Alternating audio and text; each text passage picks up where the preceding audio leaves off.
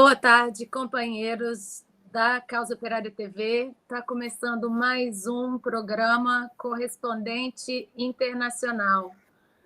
Muito obrigada a todo mundo que está acompanhando. Lembra que a gente ainda está sofrendo censura nas nossas redes sociais, por isso que a gente está aqui na Causa Operária TV, canal Reserva. Então, todo mundo que puder, dá um like no vídeo, distribuir para os amigos, para a família, nas redes sociais. A gente agradece muito, vai ajudar aí a fazer a propaganda da Causa Operária TV e das notícias independentes, revolucionárias do nosso partido. Queria começar agradecendo aí o pessoal que já está no chat acompanhando. O Márcio Roberto Oliveira se tornou membro bronze do nosso canal. Muito obrigada, companheiro. Todo mundo fazendo igual o Márcio aí, se tornando membro, mandando superchats, super stickers e fazendo seu comentário aí no chat, que a gente vai ler e vai agradecer muito. Também tem o Mirtes Cohen, dando boa tarde, o Lino Alves, nosso companheiro que está sempre aqui com a gente. Boa tarde, Lino Alves. O Bruno Laurentino.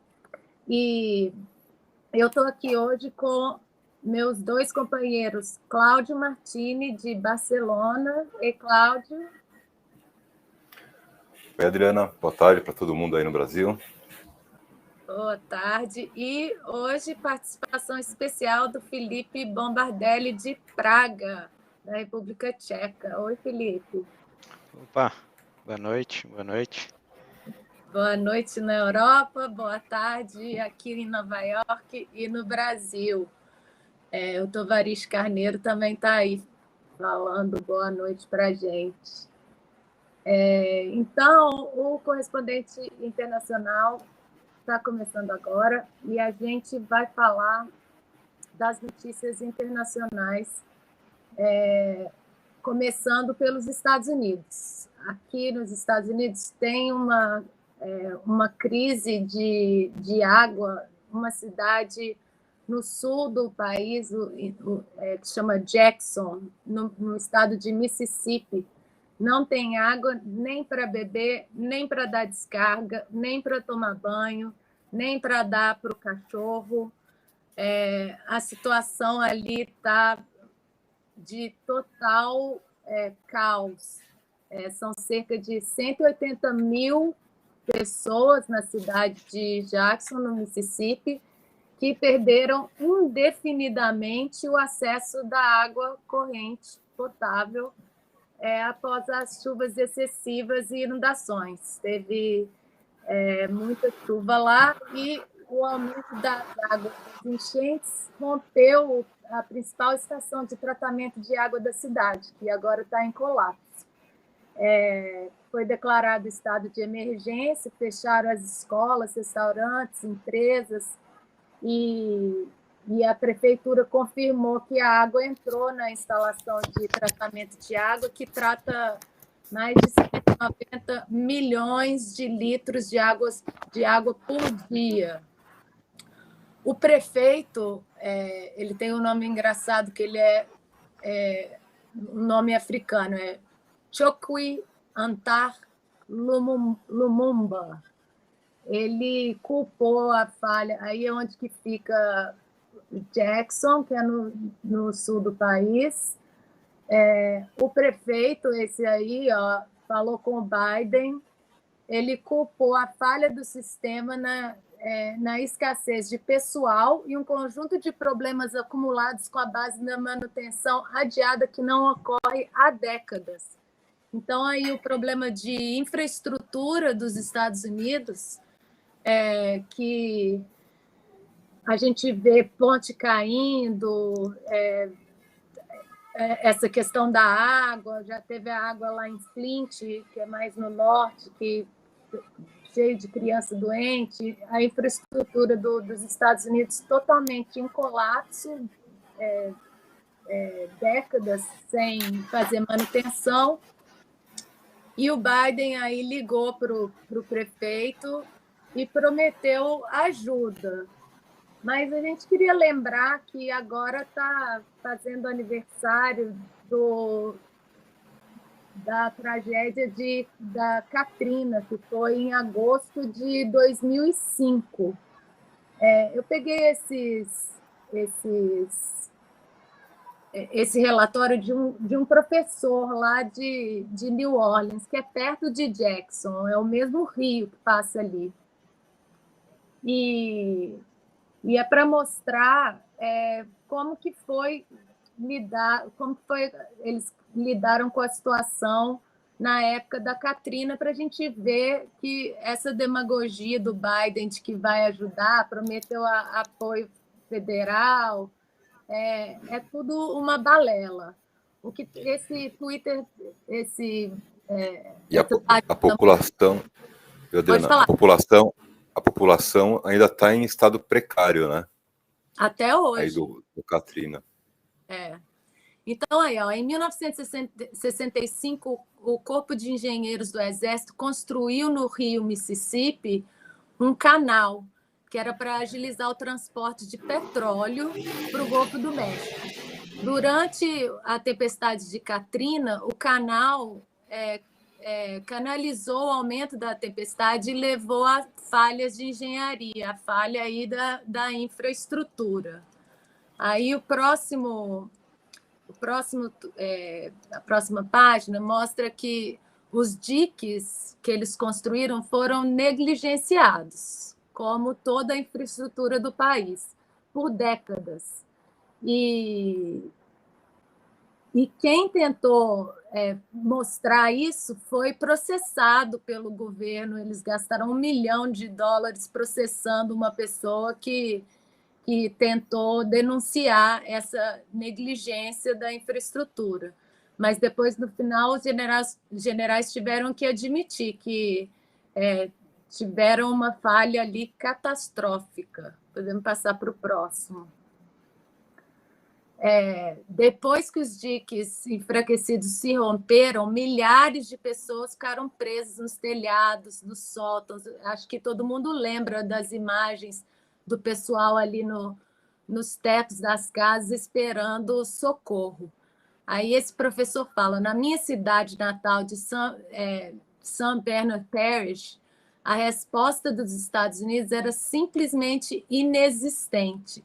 A Royal Canadian, o Exército Canadense, foi a primeira ajuda externa a chegar para os resgates. Eu lembro que, na época, Cuba ofereceu ajuda e os Estados Unidos negaram, e a Nicarágua também ofereceu ajuda e os Estados Unidos negaram.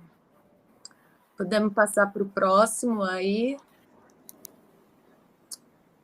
Aí é para mostrar que os velhinhos que estavam lá nas casas de repouso foram deixados lá, não foram evacuados, apesar de todo mundo saber que ia ter a tempestade, e simplesmente morreram afogados. Você vê como que o governo dos Estados Unidos simplesmente abandona a população para morrer mesmo. Velhinho na cama, sem poder levantar, a água chegando, simplesmente morreram afogados, abandonados aí pelo governo. A política neoliberal dos Estados Unidos, essa é a consequência. Mas não só os velhinhos. Pode falar, Cláudio. Tem que lembrar que as ajudas para o setor financeiro, né, para subvenção em todos os países do mundo é gigantesca, né? E todos os recursos aí do país mais rico do mundo não são direcionados para a sua própria população, são direcionados aí para a política de golpe de Estado, de intervenção direta nos demais países, né, e para o setor financeiro, para o acúmulo gigantesco de capital, né, na parcela mais inferior e mais rica da população. Isso. Vamos passar para o próximo slide. Aí ele lembra que a resposta do governo, ou a falta de resposta, foi devido à reestruturação depois do 11 de setembro. Katrina foi em 2005, 11 de setembro foi em 2001.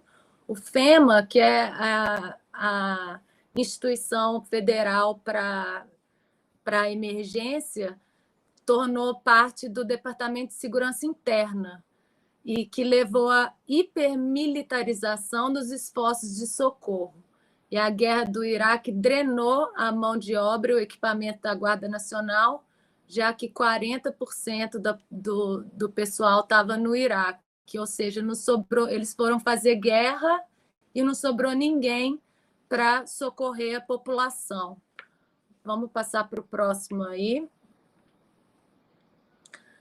E essa parte interessante, ó, essa ponte de Denzinger, que era lá perto de New Orleans, os policiais atiraram em vários negros desarmados e inocentes pelas costas, incluindo um deficiente mental, o Ronald Madison, que estavam simplesmente buscando segurança.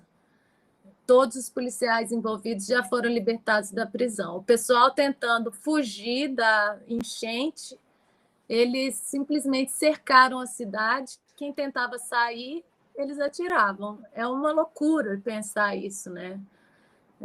Pode passar para o próximo. Essa é muito impressionante. Além disso, o Departamento de Segurança contratou mercenários da Blackwater, uma empresa militar privada, para patrulhar as ruas com rifles de assalto e coletes à prova de bala, em vez de ajudar nos esforços de socorro. Próximo. A prisão, que tinha 6.500 detentos na casa desse professor que está fazendo esses tweets, ele está falando que a prisão também não foi evacuada. Eles perderam energia e quando as celas dos primeiros andares começaram a inundar, depois que os diques se romperam, muitos guardas deixaram os prisioneiros, abandonaram os caras presos nas células para afogar igual os velhinhos lá da casa de repouso. É uma loucura. E aí eles falam que não tem relatório oficial, é como se não tivesse acontecido, ninguém fica sabendo. No entanto, a Human Rights Watch comparou uma lista de presos pré-Katrina com a lista depois do Katrina e descobriu que 517 presos estavam desaparecidos. Ele fala assim, não significa que eles morreram, mas também não significa que eles receberam ajuda, que eles estão vivos, a gente não sabe o que aconteceu, né? Mas mais de 500 pessoas, simplesmente, a gente não sabe o que aconteceu com eles. Podemos passar para o próximo. Eles transformaram, não sei se vocês lembram, teve um estádio que eles transformaram em abrigo e a rodoviária desse ônibus Greyhound foi transformada em presídio. E o diretor da penitenciária era esse Bro Kane. Eles prenderam principalmente negros e pardos, muçulmanos, e os tais suspeitos de terrorismo, né? E o próximo slide mostra que eles deixaram as pessoas dormindo no concreto, não deixaram eles fazerem telefonema, não deram advogado, e eles foram forçados a se declarar culpados. Isso enquanto o Guantánamo também estava lá, todo mundo preso sem ter direito à defesa. Então, isso aconteceu dentro dos Estados Unidos, lá em New Orleans. É realmente uma loucura. Tem mais um, produção? Aí, essa mais uma deles tentando sair de New Orleans para chegar numa cidade que chama Crescent City, que é uma cidade de maioria branca, mas a polícia simplesmente atirou nas pessoas que estavam tentando sair. Lembrando que Jackson, no Mississippi, que agora está sem água e sem ajuda nenhuma indefinidamente, também é de maioria negra. 80% da população de Jackson é negra. Podemos passar para o próximo. E aí, essa notícia da época, esse professor falando que dia 29 de agosto de 2005, o Bush chegou no Arizona, que é ali mais ou menos perto, para comemorar o aniversário desse republicano que morreu, esse deputado que já morreu, John McCain. E ele falando que eles literalmente comeram um bolo, lembrando da Revolução Russa, né, que a Maria Antoinette mandou a população que estava passando fome comer brioche, comer bolinhos. Eles comeram um bolo, enquanto a população de Louisiana e Mississippi estava enfrentando a carnificina sem precedentes. E ele contando que essa foi a primeira imagem que ele viu na televisão enquanto ele estava lá no abrigo. Então, eles não têm nem problema em esconder o que eles estão fazendo. E lembrando que a maioria das pessoas que perdeu a casa até hoje moram em trailers que, quando tem tempestade de novo, eles ficam tem que fugir no carro, porque o trailer não dá proteção nenhuma. A maioria não recebeu ajuda para pagar os estragos. A população continua aí até hoje sem a ajuda do governo. E esse John McCain aí, ele é muito engraçado. Olha só essa foto. Ele foi um dos que apoiaram o golpe da Ucrânia. Isso é ele lá na Ucrânia em 2014, com um dos chefes ali do partido nazista da Ucrânia, promovendo o golpe nazista em 2014, que terminou com o conflito que a gente está vendo agora, né? Então, aí o imperialismo diretamente influenciando outros países, guerra em outros países, enquanto deixa a população ao léu aqui. E pode falar, Cláudio. Posso fazer um comentário aqui. Nosso título está não está muito ajustado, né? Os Estados Unidos ele acaba não esquece a sua própria população e pratica a subversão nos outros países. Não, ele lembra da própria população e ataca a própria população também e pratica a subversão no seu próprio país, né? O imperialismo pratica a subversão no seu próprio país. E aí o golpe na Ucrânia, em 2014, é bom a gente lembrar que é a mesma época que dá início o golpe no Brasil, né? O mesmo momento político. Exatamente. E o mais impressionante é que o Biden, que ganhou com aquela demagogia toda de que ele era o mal menor, que ele não era o fascista, que ele fez a maioria da população dos Estados Unidos que apoiava o Bernie Sanders, que fez uma campanha que ele ia investir na infraestrutura do país e investindo na infraestrutura ele ia aumentar os empregos, aumentar o salário, que era uma campanha bem parecida com o que o Lula fez no Brasil, né? O Biden ele fez essa demagogia, e aí tem um post do Partido Socialista de Liberação aqui, o PSL daqui, que está mostrando que ontem o Biden fez um discurso. Ele está propondo uma grande expansão do Estado policial dos Estados Unidos, 37 bilhões de dólares adicionais ao orçamento existente de 200 bilhões que já existe, para contratar e treinar mais 100 mil policiais. E lembrando aí que o Biden,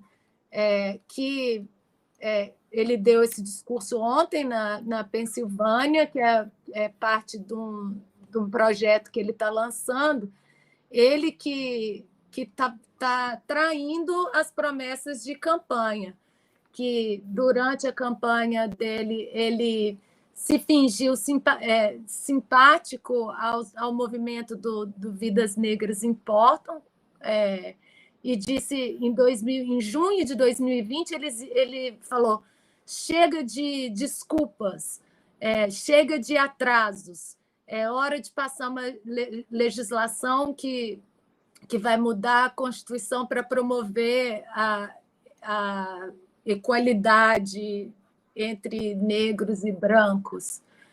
E agora ele está falando o contrário. Ele está falando que a solução é aumentar a polícia. A esquerda é engraçado porque a esquerda não pede o fim da polícia, não. Esse partido aí, esse partido que é meio PSOL aqui, eles pedem para tirar um pouco do dinheiro da polícia para levar para outras instâncias, tipo saúde, infraestrutura e programas sociais. Mas eles não pedem o fim da polícia assassina. E o Biden, lembrando que o Biden que foi quem criou a lei que colocou milhões de americanos na prisão por causa das drogas, né? E agora ele vendo essas próximas... a situação econômica do país, que está em caos total, com essas emergências climáticas, ele, em vez de investir na infraestrutura e ajudar a população, ele está querendo investir na polícia. A polícia aqui, que já tem 900 mil policiais, ele está querendo mais 100 mil para completar 1 milhão de policiais para poder prender todo mundo e ele não ter que preocupar. Fascista, muito mais fascista que o Trump, na verdade, né, na prática. E, enquanto isso, ele investindo na polícia nos Estados Unidos, até o momento, os Estados Unidos já forneceram 10 bilhões de dólares em ajuda à Ucrânia. Lembrando que eles prometeram 40 bilhões. Tem um vídeo aí do Brasil de Fato que a gente vai passar, que fala da destruição que está acontecendo na Ucrânia, né? Os Estados Unidos patrocinando aí, mandando armas para a Ucrânia, e os ucranianos já estão meio desesperados, estão atacando a Rússia, sendo que eles não têm a menor chance, é quase os generais mandando as tropas ucranianas para suicídio, para atacar a Rússia, que é muito mais forte. Bucha de canhão, literalmente, né? Literalmente. Fazendo a população da Ucrânia de bucha de canhão. Dá pena até dos nazistas, né? Nem eles merecem. É impressionante. Então, esse dinheiro aí do 10 bilhões dos Estados Unidos estão indo para não deixar o conflito acabar na Ucrânia, né? Está prolongando esse conflito que já devia ter acabado há muito tempo. A Ucrânia, todo mundo fala que a Ucrânia não tem a menor chance de ganhar. E os Estados Unidos internamente precisando de ajuda por todos os lados, mas o dinheiro só vai para a indústria armamentícia, o que está fazendo com que a Rússia tenha que aumentar o seu exército, e os ucranianos estão simplesmente morrendo centenas por dia. Então, vamos passar esse vídeo do Brasil de Fato aí, que mostra um pouco da situação lá na Ucrânia.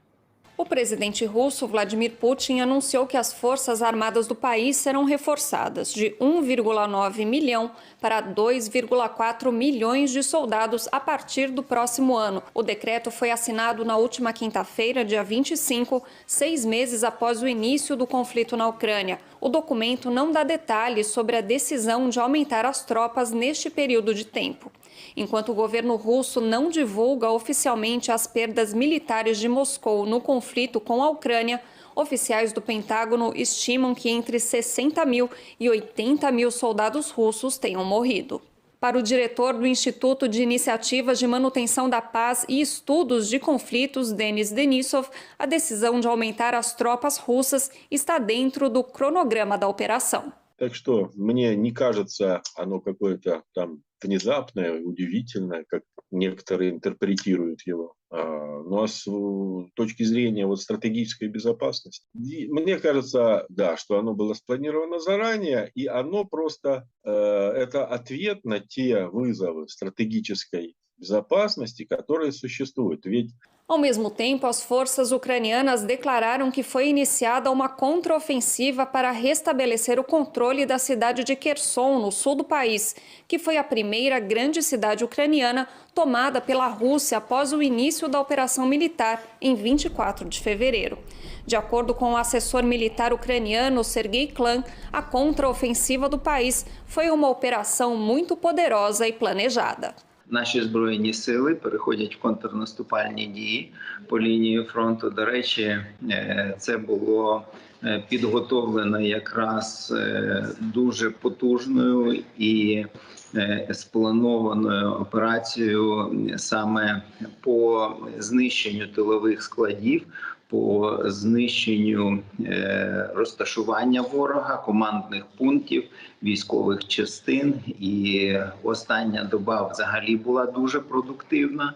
A informação sobre uma contraofensiva ucraniana, no entanto, não chegou a ser confirmada por autoridades de alto escalão do país.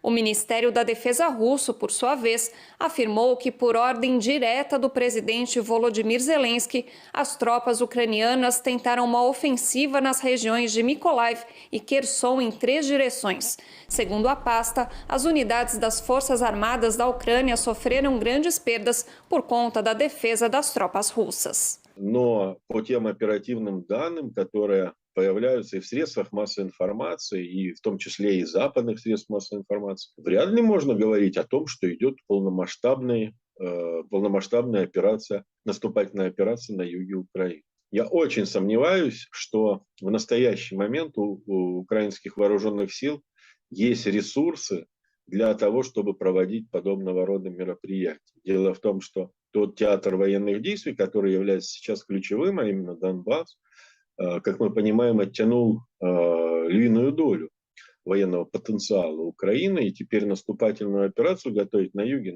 выглядит даже не для военного специалиста, как бы несколько странно и удивительно.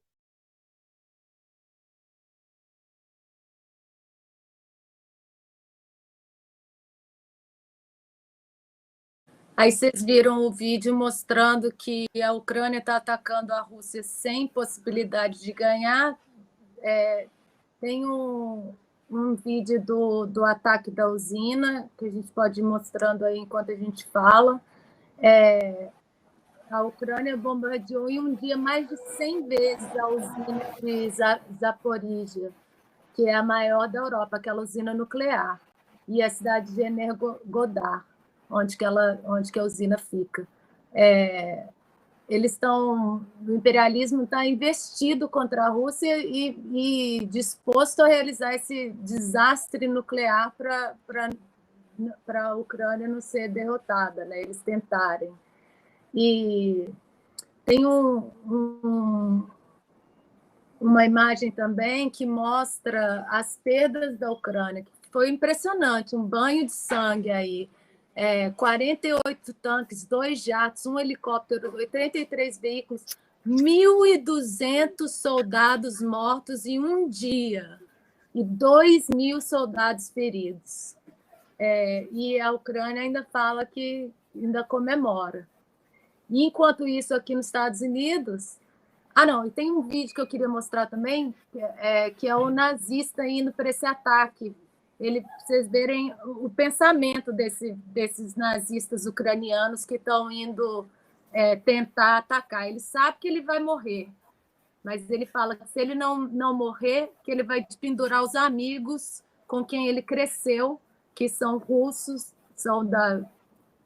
falam russo, são ucranianos, mas da etnia russa, que ele quer matar todo mundo, enforcar e atirar. Vamos ver esse vídeo que é rapidinho. Пока живой, здоровый, хочу сказать, если дойду до Каховки, буду, вешать всех своих друзей, с кем вырос, на тех дубах. У меня даже рука не дрогнет. Буду вешать, а кого буду нахуй убивать на месте? Это только если я дойду живой. Поэтому у меня желание большое дойти живым, и, сука, 2 десятка нахуй повесить на дубах. Буду стараться идти к этому. Пока всем. Aí o nazistão todo feliz, sabendo que provavelmente vai morrer, mas se ele chegar lá, que ele vai querer enforcar os amigos de infância. É uma loucura. E A enquanto gente isso, tem aí é o típico fascista, né? Típico fascista sendo usado de bucha de canhão feliz da vida. Mas a gente tem que lembrar que pior que isso daí, né, que é uma pessoa aí que tem um pouco de deficiência mental também, né? Tem essa ideologia aí, mas o imperialismo é muito pior, né? E ele só tem esse poder, e só pode estar falando assim, porque ele está com o apoio do imperialismo, né? Pensando que ele tem o apoio do imperialismo, porque engrossar mesmo, ou a situação mudar, o imperialismo, a gente já sabe como que ele atua, abandona os seus aliados, né? Ele exatamente. está fazendo com a sua própria população. Mas, enquanto isso, eles apoiam os nazistas abertamente. Olha aí esse tweet do Partido da Causa Operária, mostrando que o governo dos Estados Unidos convidou nazistas ucranianos para participar dos Jogos dos Guerreiros do Pentágono, que é tipo uma Olimpíada de ex-soldados que foram machucados na guerra e tipo uma Olimpíada de paralíticos e gente que perdeu um pedaço do corpo, uma loucura, comemorando aí a guerra e o nazismo. Trouxeram o pessoal do Batalhão Azov para Disneylândia. É um cúmulo. No Grey Zone também tem uma reportagem sobre isso. O Jon Stewart, que é tipo um Luciano Huck daqui, um cara da televisão, Jon Stewart, e o Pentágono homenageiam o nazista ucraniano na Disney. Olha aí o próximo card, produção. A hipocrisia do imperialismo não tem limites, realmente. Enquanto isso, no Paquistão também teve uma enchente. Foi até mais intensa do que essa que aconteceu em Jackson, no Mississippi. Tem um vídeo aí.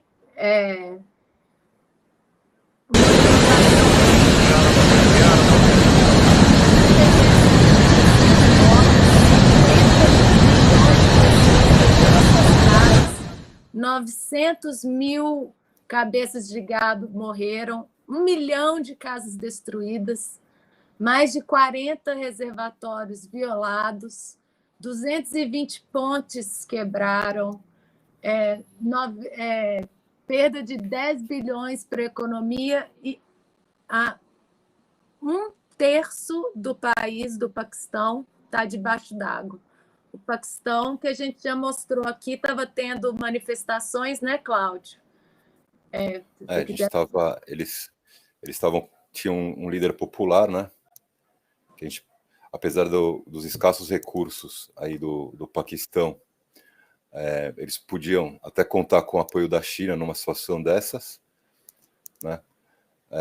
Mas o governo Biden, ao invés de ajudar a sua própria população, que sofrendo, né, catástrofes naturais também, ele dirigiu realmente, efetivamente, seus esforços aí para derrubar o presidente popular do Paquistão, né? E adivinha qual é a política que o presidente atual, que é também um homem do imperialismo, tá levando adiante diante dessa situação, né? A mesma política que a gente tem aí nos Estados Unidos. Então, que é o neoliberalismo, que é a destruição total da economia. Que é o imperialismo mesmo, e levando a política econômica do neoliberalismo, mas acho que a gente está mais adiante um pouco, né? Isso daí, do neoliberalismo, a gente está um pouco mais adiante. E para terminar essa parte, comparando aí a economia dos Estados Unidos, que é o país mais rico do mundo, que está indo toda para armas e para as corporações, no Reino Unido tem uma notícia que eu pessoalmente nunca achei que ia dar. No final aí da página, produção, se você conseguir achar, Laísa, o Reino Unido pode precisar de empréstimo do FMI. É a imprensa capitalista do Reino Unido falando, prevendo aí um colapso econômico que já começou, né? A situação econômica do Reino Unido pode levar o país a ser obrigado a pedir um empréstimo ao Fundo Monetário Internacional, alertou o colunista Alistair Heath, do jornal britânico O Telegraph. É muito impressionante a situação, né?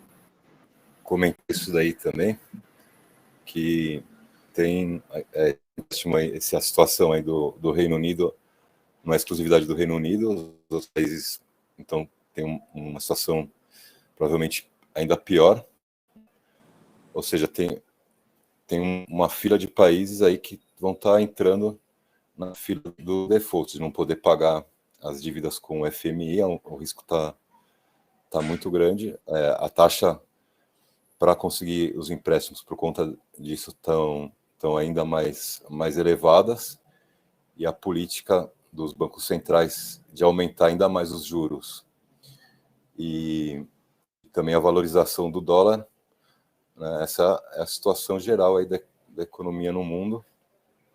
Os a gente Estados Unidos está caminhando com a política imperialista, né? Os Estados Unidos pressionam os países da Europa, os governos da Europa.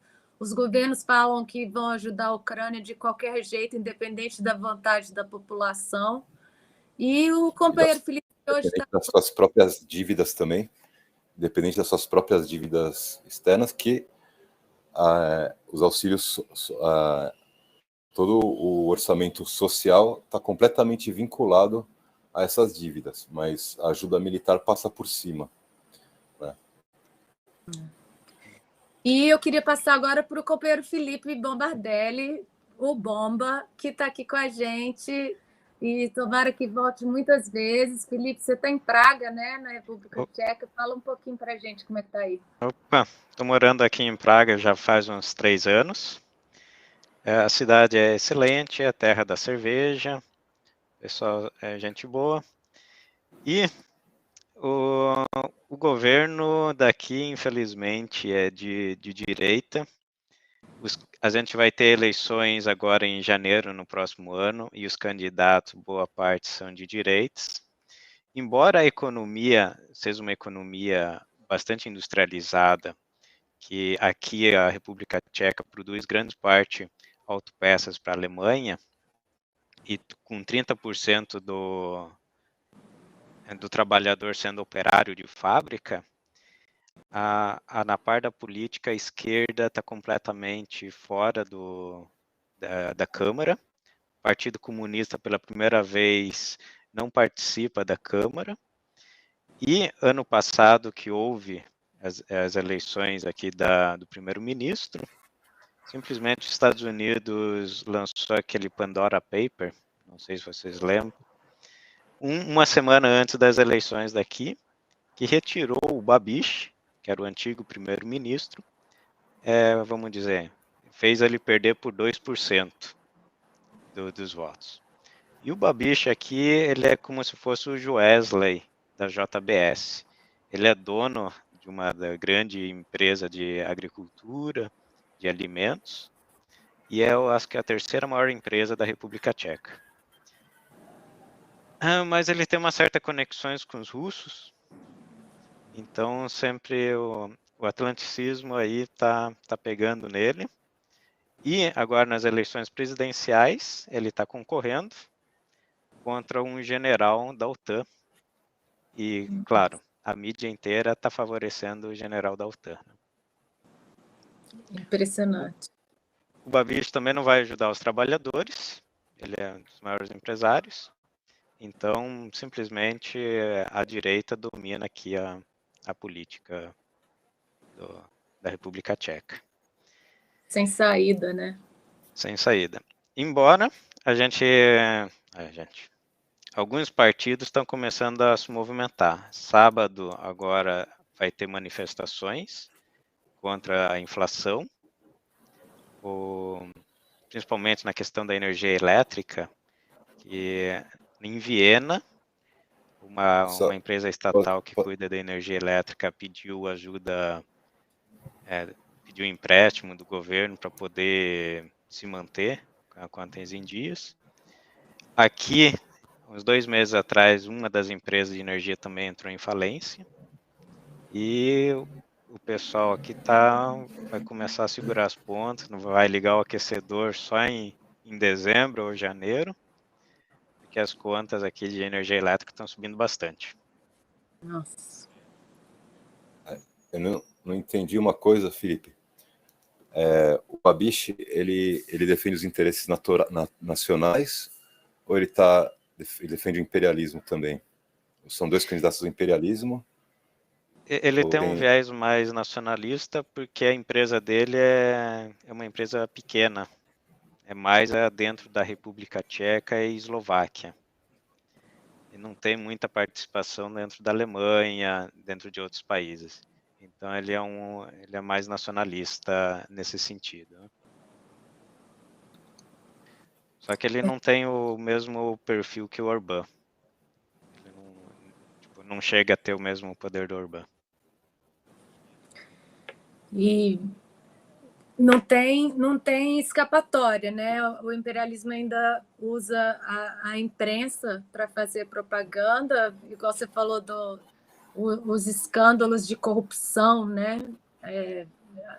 Agora eles estão falando que vão fazer essa parte dos direitos humanos e corrupção ainda mais presente na política internacional, ou seja, fazem essa propaganda, quem eles não gostam é corrupto, e pode até ser corrupto mesmo, mas não depende da política e do interesse da pessoa, né? Todo governo capitalista é corrupto, mas eles usam essa propaganda para derrubar governos que eles não gostam. Inclusive, tem um documentário aqui passando nos Estados Unidos, na PBS, que é um canal público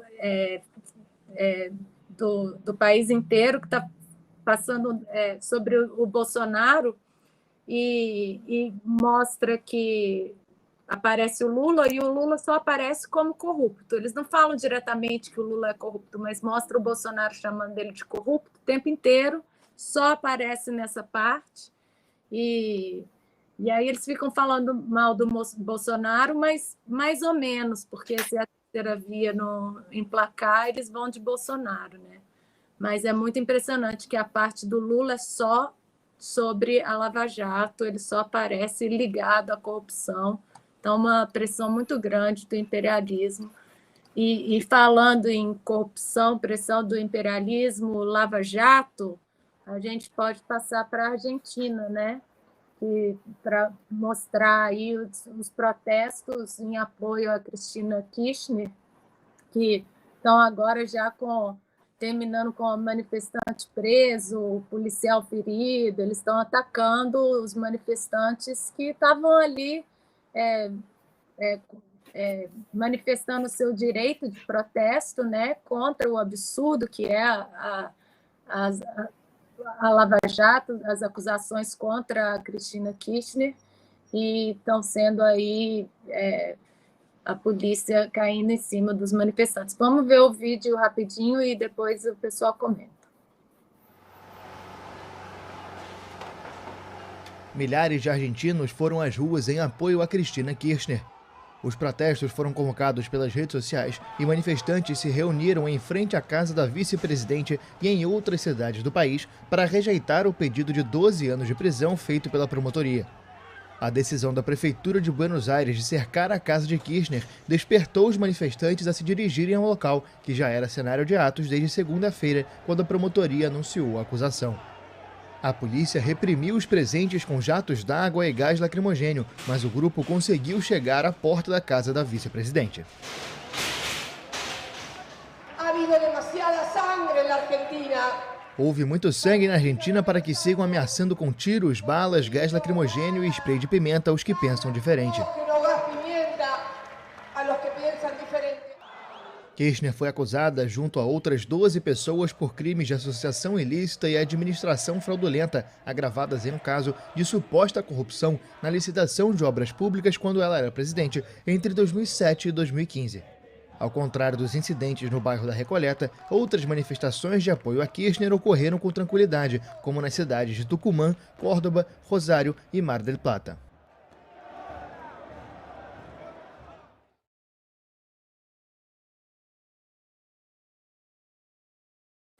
Então tá aí os argentinos se manifestando contra a Lava Jato na Argentina, contra a prisão da Cristina Kirchner. Queria só ler aqui uns superchats antes da gente comentar, o pessoal do chat.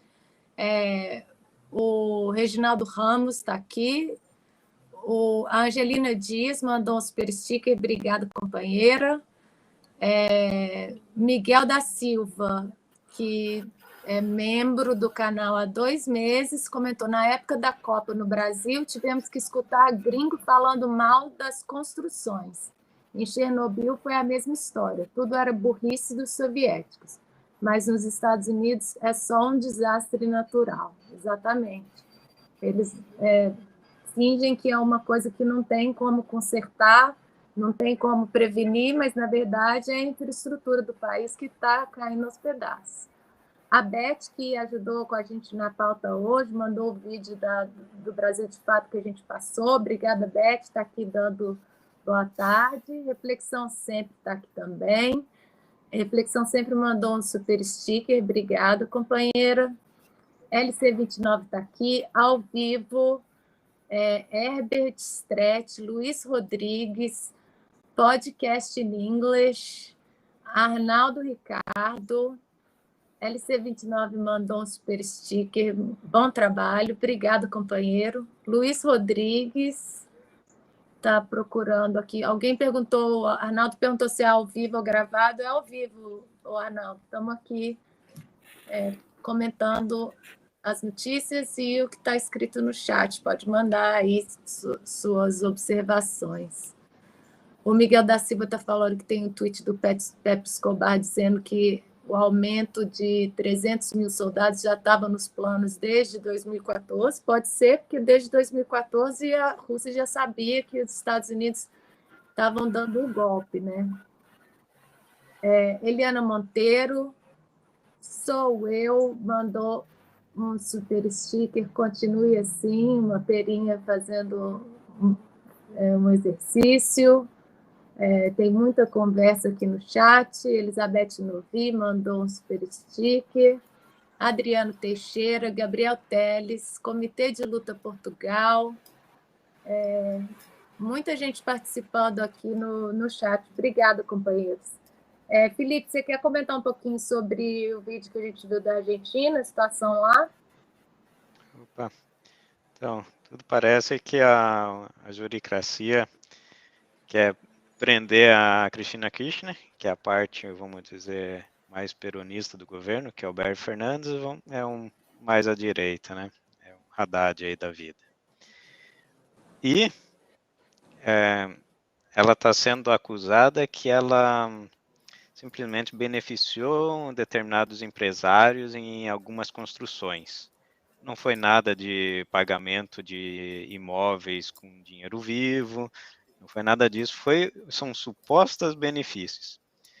Porém, como vocês podem ter visto no vídeo, não tem bandeira de partido, a defesa da Cristina Kirchner não está completamente, vamos dizer, conciso na esquerda e na defesa dela, tem um racha, tem a parte da esquerda que está apoiando a prisão dela, e vamos ver como que vai. A princípio, o pessoal está defendendo essa contra-prisão, mas temos que ver aí os próximos capítulos. A primeira manifestação que teve cercando a casa da Cristina Kirchner, a gente viu aí que foi diferente equivalente ao que aconteceu no Brasil, né? Que a gente cercou aí o sindicato no ABC, mas a gente vê que a diferença é que a gente gente estava politicamente organizado, né? A gente está muito politicamente organizado no Brasil. A gente tinha forte presença aí das bandeiras vermelhas, né? E quando aí na Cristina Kirchner, a gente já não via isso no cerco da casa dela. Mas quando a gente vê aí nesse vídeo mais recente, também um comentário que eu vi recentemente aqui, que a situação na Argentina está bem radicalizada, está beirando aí uma sublevação mesmo, está meio fora de controle, mas também não tem uma direção política, né? É uma crise muito grande, né? E em todo lugar a gente está vendo essas manifestações por causa do aumento do preço, da inflação, da carestia. Não tem uma direção política consistente, né? Bastante parecido aí com o que aconteceu no Chile, no estallido social. Então a gente vai falar do Boric. Primeiro a parte mais... Aí o Felipe pode falar. Que ele apareceu na revista Time. A gente tem a capa da Time aí para mostrar. Isso. O Rui Costa Pimenta sempre comentou que o Boric é uma esquerda imperialista, blá, blá, blá, blá, blá, blá, mas o pessoal não levava a sério. Agora, mais do que nunca, o imperialismo está levantando a bola do rapaz para confirmar que ele está junto com o imperialismo. O Gustavo Petro, da Colômbia, também se diz de esquerda, tal, mas o ministério dele é completamente direitista e conservadores, só que é bem visto pelo imperialismo. Se bobear, o Gustavo Petro também vai aparecer na Times aí futuramente. A gente tem umas fotos aí um protesto aqui em Barcelona. Essa foto aí do Peru Libre. A gente fez uma caminhada da Praça Catalunha até o Arco do Triunfo. E aí, essa parte a gente foi apoiar, foi fazer o protesto contra a prisão do Pedro Castilho e foi apoiar aí o processo constituinte, né? Que eles estavam... a Prueba Constituinte estava fazendo aí um evento no Arco do Triunfo, pela campanha para votar sim ou não na Constituinte. No caso, seria para votar sim. Nas fotos aí da Praça Catalunha, o PCO estava presente, tinha bastante... Eles tinham uma posição bem anti-imperialista, mas nas fotos eles não publicam isso, né? No Peru a gente tem a situação aí de forte perseguição política. Eles têm medo mesmo de assumir uma posição comunista que é tida como terrorista no Peru, e a gente tem inclusive aí 10 militantes do Peru Libre que foram presos e estão sob processo por terrorismo, simplesmente por ter livros marxistas, né? É uma política aí da época da ditadura do Peru que segue vigente no governo atual do Pedro Castilho. O Pedro Castilho também está chamando aí uma Assembleia Constituinte, embora ele também esteja aí sob perseguição política, sob risco de perder o mandato, de sofrer um golpe de Estado, né? Ele não defende os militantes do próprio partido que o elegeram contra a perseguição política. Ele tenta fazer um acordo para livrar a cara dele com a direita, né? Acordo com a direita, que a gente acho que nunca viu isso daí dar certo. E chamou uma Assembleia Constituinte. Igualmente no Chile, né, a situação também estava aí evoluindo. O pessoal chegou às portas da Casa da Moeda, quase tomou a Casa da Moeda, que é a sede do governo no Chile, né? A situação se resolveu aí com o Boric, que chamou estado de sítio contra o povo Mapuche, que é uma parcela aí mais radicalizada, inclusive do Chile, que é a mais parte da população aí que é mais explorada mesmo, que vive nas piores condições, e também é mais radicalizada. O Boric chamou, que é supostamente de esquerda, chamou o estado de sítio e partiu para a repressão, inclusive com mortes aí da população Mapuche. Então teve esse evento aí no Arco do Triunfo, e aqui em Barcelona a gente tem bastante apoio entre si, mútuo, né, entre si. A gente está se apoiando muito, cada um apoia tem bastante apoio, cada país da América Latina que inicia o movimento, a gente está sendo bastante apoiado pelos demais países. Está acontecendo isso aqui em Barcelona. Então, diversos coletivos foram em apoio aí à prova constituinte do Chile. Eles me chamaram também para falar no ato, né? Então, é importante, acho, dar um relato. Esse ato do Chile, do apoio constituinte, estava, obviamente, financiado. Então,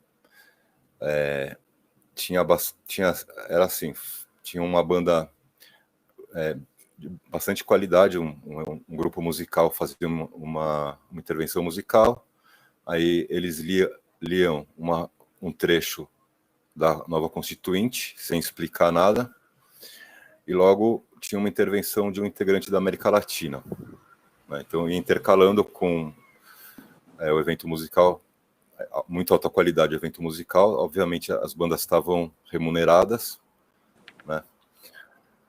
E a coisa é assim, liam um poema, tinha foto lá do Salvador Allende, mas não tinha conteúdo político, né? A questão do poder político mesmo passava longe de estar em discussão. Aí eu fiz a intervenção, tem o vídeo aí da intervenção, mas eu não gravei, eles editaram o vídeo, puseram uma parte aí que não está falando muita coisa, mas a gente chamou atenção para a questão do Boric, a questão do Boric, a questão do Biden e do Trump, né? A gente vê aí que o Trump é um presidente que não iniciou nenhuma guerra, apesar de ser declarado praticamente um fascista, ser considerado um presidente fascista, mas ele não levou adiante essa política, né? É um fascismo que se repete aí pela segunda vez na história, que a gente não está vendo, está servindo mais de espantalho para a eleição dos legítimos representantes do imperialismo, do que a gente vê mais isso acontecer do que realmente o fascismo conseguir se desenvolver como foi no passado, né? Então, eu chamei a atenção em relação a isso também, porque foi a mesma situação no Chile. O Boric competiu aí no segundo turno com um candidato supostamente fascista, e inclusive os Mapuches, né, que foram duramente reprimidos agora, a esquerda foi praticamente obrigada a apoiar o Boric, que não tem uma posição, que está usando exatamente a mesma política, né, que supostamente o outro candidato levaria adiante, e o Boric mesmo está levando por suas próprias mãos. E está levando adiante também essa enrolação aí da Assembleia Constituinte. Então, a gente lembra que o país que não tem soberania, né, não tem soberania popular, que a população não tem o poder nas suas mãos, muito menos as mulheres vão ter algum direito garantido, né, concretamente.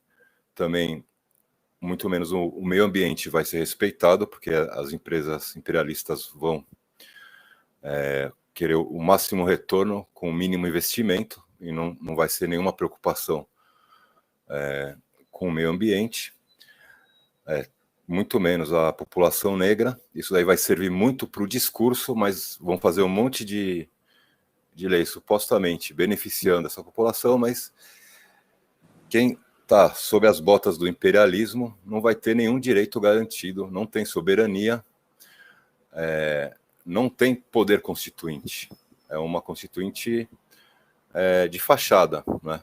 Se a população não tem o poder político, muito menos vai ter como vai fazer uma Assembleia Constituinte. Se o povo Mapuche está aí sofrendo intervenção militar, né, golpe de Estado contra o povo Mapuche, como que eles vão ter os seus direitos garantidos na nova Constituinte ou mesmo depois de aprovada essa Constituinte?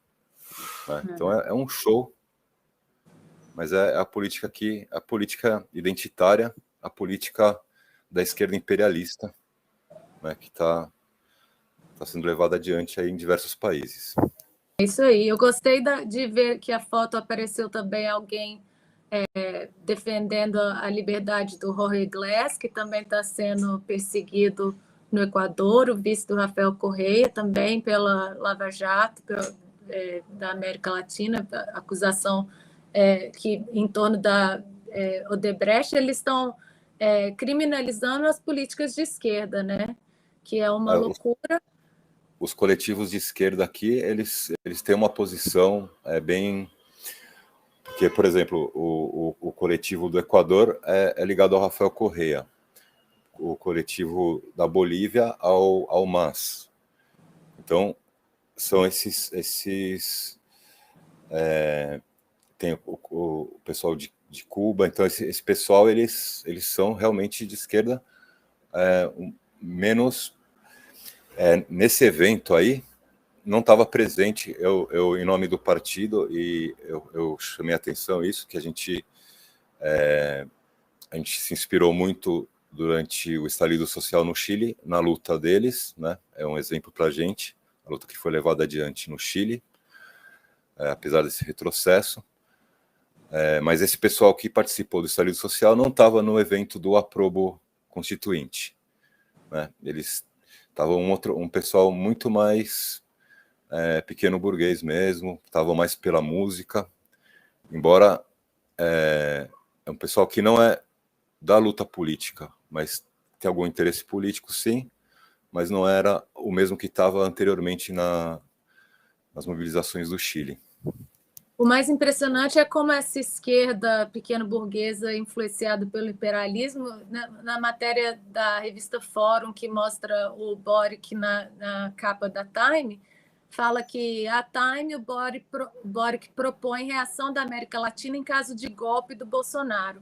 É uma política que o imperialismo está colocando, de que o Bolsonaro vai dar o golpe, que é um jeito de promover a terceira via, e o Boric aí repetindo, a esquerda do Brasil repetindo isso também, do mesmo jeito que eles estão falando que as urnas são, não pode falar muito para a gente não ser cancelado, mas que as urnas são confiáveis, e coloca a esquerda repetindo também esse discurso da burguesia, de que o Bolsonaro vai dar golpe, que as urnas são confiáveis, totalmente uma política aí para promover a terceira via. A política de utilizar o fascismo como espantalho, né, de criar uma histeria em torno disso. Eu acho que a gente tem que... É difícil a gente colocar essa posição, né, mas é a posição concreta. Que esse fascismo que está aí, mesmo o fascismo do Bolsonaro, aqui o fascismo do Vox, é mais fácil a gente encarar, enfrentar e derrotar esse fascismo do que derrotar o imperialismo. O candidato à terceira via, o PSOE, a Espanha aqui, sendo a cabeça está levando a Europa inteira para o buraco, né? Eu queria agradecer o pessoal que está aqui no chat. O Ao Vivo falou que achou duas entrevistas do professor James Green na TV 247, que é o cara que organiza o Washington Brasil Office, que organiza os brasileiros aqui para irem atrás dessa política imperialista. Tuizinho Tosi falando que chegou atrasado, mas vai rebobinar. João Abido Galvão falando que o identitarismo irá cada vez mais destruir o Brasil. Nesse documentário que estão passando aqui sobre o Bolsonaro mostra como que a política identitária fortaleceu o Bolsonaro usou todo mundo que era conservador contra a política identitária começou a apoiar o Bolsonaro. E queria agradecer o Felipe, que participou aqui. Muito obrigada. Fazer um comentário dele. Pode fazer comentário. Você quer terminar o programa passando o seu vídeo? A gente já... Pode ser. Tá, a gente já terminou o horário, então pode fazer o comentário e despedir. E o correspondente internacional volta na semana que vem. Fala aí. Aqui em Barcelona, a esquerda imperialista está chamando aí um ato para o 7 de setembro contra o fascismo, né, justamente essa política aí de usar a política do espantalho. Eles não falam nada em defesa do Lula, que é o candidato popular dos trabalhadores, de derrotar não somente o Bolsonaro, como toda a direita golpista, né, com a sublevação dos trabalhadores, os trabalhadores com a força dos trabalhadores, não somente com o voto, não somente no processo eleitoral.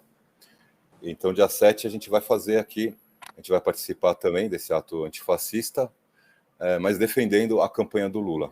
Né? O PCO também aí no Brasil o 7 de setembro com a esquerda, para não deixar o Bolsonaro tomar conta, né?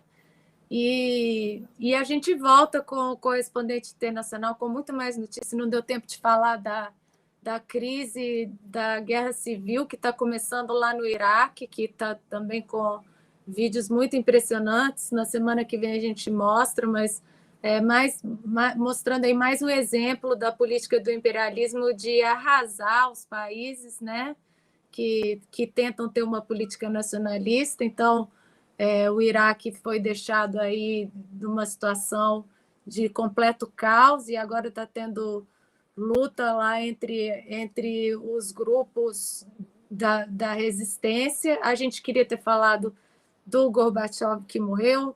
Vamos ver se a gente coloca no canal Internacionalismo as propagandas que ele fez para derrotar a União Soviética, fazendo propaganda da Pizza Hut e promovendo aí o declínio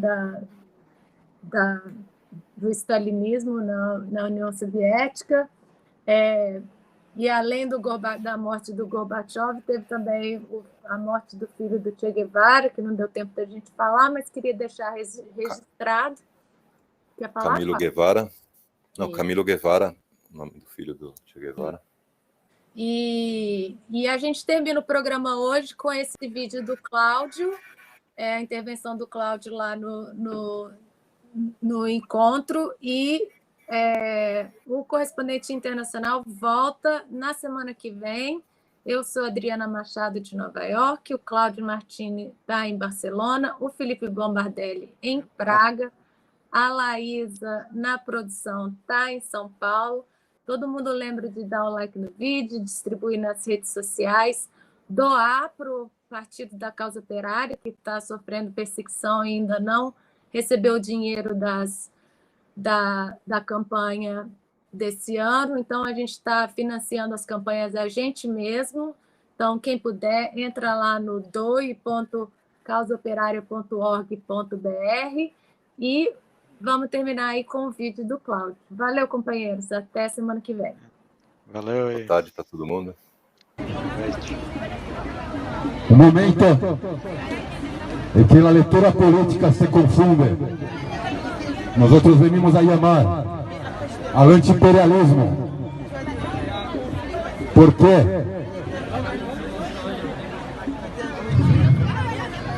Se a soberania popular não há direito das mulheres, se a soberania popular não há proteção do meio ambiente, sob as botas do imperialismo não há direitos para o povo. Então, é um chamado à consciência. que aquí están todos muy estudiados. Tenemos una larga experiencia de luchas. No hemos de olvidar la festa. Pero a mirar bien, lo que nos pone adelante